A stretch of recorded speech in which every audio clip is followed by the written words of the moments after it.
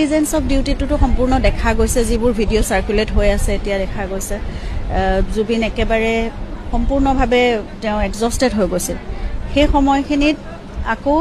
life jacket নোহোৱাকৈ সাঁতুৰিবলৈ পানীত এৰি দিয়া এই বস্তুবোৰ আমি আসলতে বহুত দেৰিকৈ দেখিছো 6-7 দিন যোৱাৰ পিছত আমি এইবোৰ ভিডিঅ' দেখিছো আৰু শেষৰ সময়টোত হে ভাগৰুৱা সময়টোত চাগে মই মানে ভাবিব নোৱাৰো তেওঁ বুকুখনে তেতিয়া কি বিচাৰিছিল আৰু তেতিয়া তেওঁ সাকে মনত কেনেকুৱা এটা অৱস্থা হৈছে গতিকে হ'ব লাগিব আপুনি নাই মই ষ্ট্ৰংলি মই যিমান পাৰো কাৰণ তেওঁ সদায় বহুত ষ্ট্ৰং আছিল আৰু মোক সদায় ষ্ট্ৰং হ'বলৈ তেওঁ মোক শিকাই গৈছে ইমান বছৰে মই আসলতে বুজিও পোৱা নাছিলো যে 30টা বছৰ মই তেওঁৰ লগত আছো 30টা বছৰে তেওঁ প্ৰতি মুহূৰ্তত তেওঁ শিক্ষক হিচাপে নহয় কিন্তু প্ৰতিটো মুহূৰ্তত তেওঁ মোক এটা এটা কথা মোক শিকাই গৈছে গতিকে মই এতিয়া তেওঁ কি বিচাৰিব পাৰে তেওঁৰ কাৰণে কি কৰিব লাগে মই হেতু নিজৰ ওপৰত মই ভাবো মই সবল হৈ কৰিব পাৰিম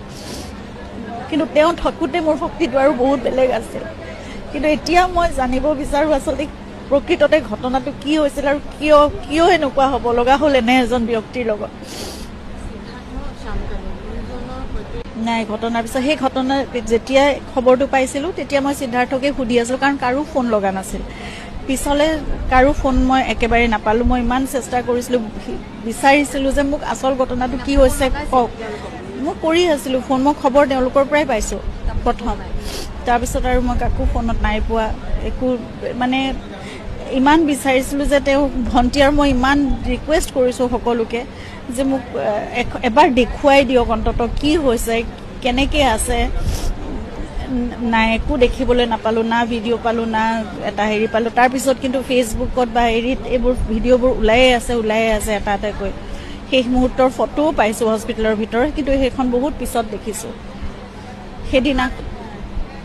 মই শ্যামকানু মহন্তৰ কথা একো ক'বই নিবিচাৰো কাৰণ শ্যামকানু মহন্তই কিয় লৈ গ'ল তাত গৈ পেলাই এজন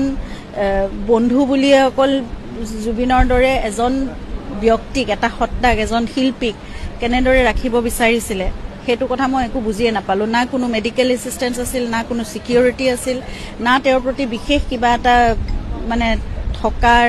তেওঁৰ খোৱাৰ তেওঁৰ যত্নৰ কাৰণে কিবা এটা বিশেষ কিবা ব্যৱস্থা কৰা হৈছিল বুলি মোৰ সন্দেহ আছে হেবোৰ কথাত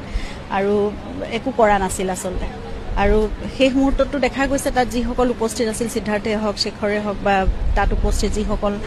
অসম এছ'চিয়েশ্যনৰ যিকেইজন মেম্বাৰ আছিল তেওঁলোকে জুবিনৰ কোনো